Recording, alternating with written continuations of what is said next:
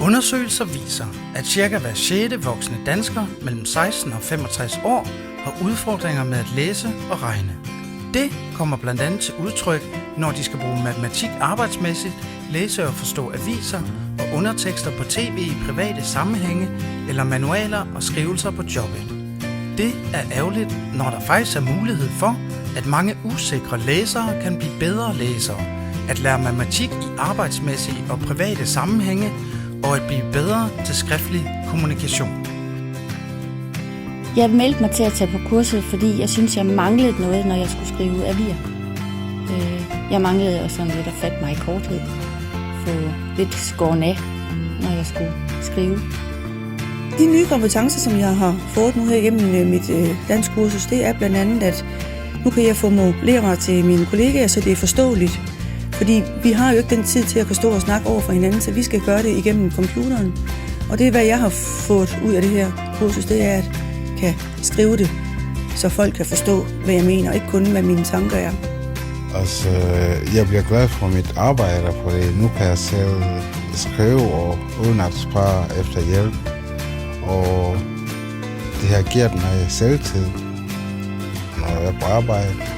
Og så kan jeg også bruge det i mit privatliv. For eksempel, når jeg skal til læge, eller jeg skal snakke med en, eller skrive til kommunen.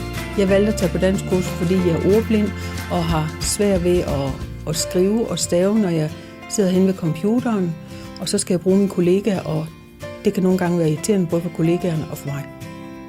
Der er mange gode grunde til at gøre noget ved medarbejdernes læse- og regneegenskaber.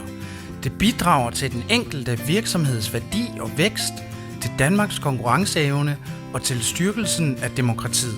Jeg synes, det er en god idé, at folk tager på kursus. Det er det. Ikke kun for os, udlændinge, men også danskere. For jeg har oplevet, at der er nogen, der bliver overrasket over, at de kan lære noget ud af det. Ja. Det, der var godt ved kurset, det var, at vi var ikke så mange. At vi alle sammen kunne komme ind. Og vi havde en fantastisk lærer. Jeg ved, at jeg er blevet gladere, jeg er blevet mere sikker, og jeg er meget stædig, og jeg ved, at det her det skal lykkes. Så jeg er rigtig glad for det der netværkslokomotiv, som du kalder det for.